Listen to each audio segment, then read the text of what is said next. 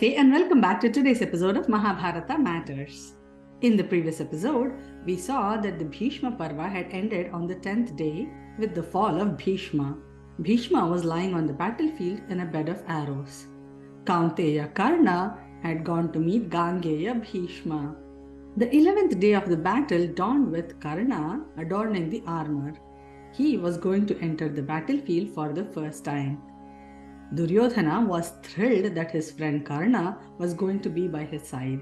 He would help Duryodhana defeat the Pandavas. There was no one like him. The entry of Suryaputra to the battle infused new energy in the Kaurava army, just as sun would energize the whole world. Radheya went alone to prostrate to Gangaputra Bhishma. He was received warmly by Gangeya. Karna said, "I am entering the battlefield to do my duty towards my friend. Soon I'll be giving up my life for his sake. Please bless me." Bhishma blessed Radheya.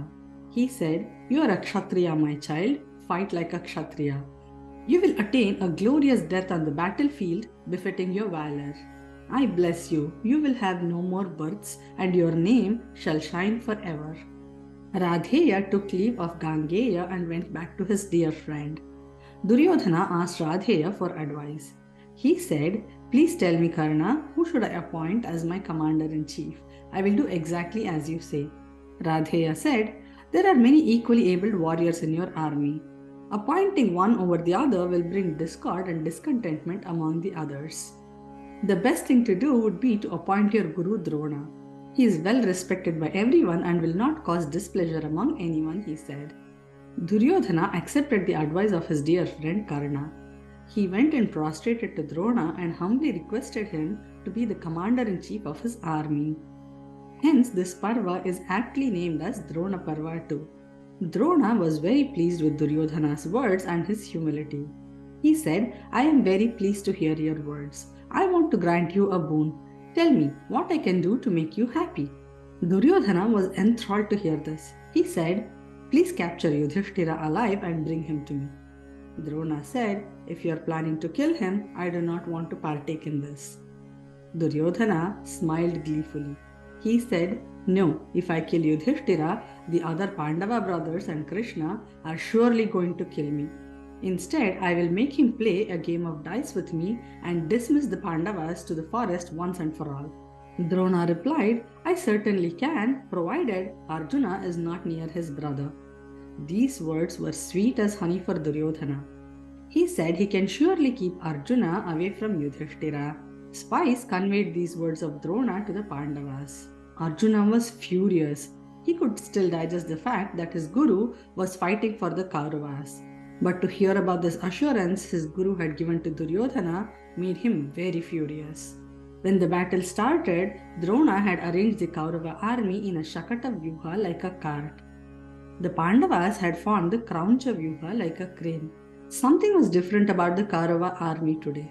They were all energized. Fierce duels broke out everywhere in the battlefield. Arjuna was staying close to his brother. Virata challenged Radheya first. It was amazing to see Karna in action. Alambusha and Ghatotkacha locked their heads. Both used their Maya tactics and it was a spectacular duel. Abhimanyu took on many duels, including Shalya. Shalya raised his mace. Bhima had come to the rescue of Abhimanyu. Vrishasena, Radheya's son, had taken on the 5 sons of Draupadi. Arjuna was destroying the Kaurava army. Drona saw that this was the perfect time. He tore through the Pandava ranks and was fast approaching Yudhiṣṭhira's chariot. This sudden approach of Drona shook up the army that was protecting Yudhiṣṭhira. Dhrishtadyumna, Satyaki, Virata, Shikhandi, all of them came to protect Yudhiṣṭhira. But Drona was something else today. He was overpowering them all. Dhrishtadyumna was horrified. Drona was coming close to Yudhiṣṭhira. Only Arjuna could help them now. Where was Arjuna? He was needed now. Suddenly they heard the loud rumbling of a fast approaching chariot. It was Krishna plowing through the Kaurava army and bringing Arjuna to the proximity of Drona. Arjuna challenged his guru Drona. Arjuna was so angry at his guru that he had attempted to approach Yudhiṣṭhira. His bow was spitting arrows like raindrops. Drona was no match to Arjuna's skill, doubled with his anger. He was burning with rage that his guru had complied with Duryodhana's plan of capturing Yudhiṣṭhira and making him play a game of dice. Arjuna had defeated his guru. Drona had made a very brave attempt at capturing Yudhiṣṭhira, but he was not quick enough. Arjuna had returned sooner than he expected, and he had successfully stopped him. Sun had set a while ago, but no one even noticed. They had fought a few minutes after sunset too. The battle for the day was called off. So what are our takeaways from the story?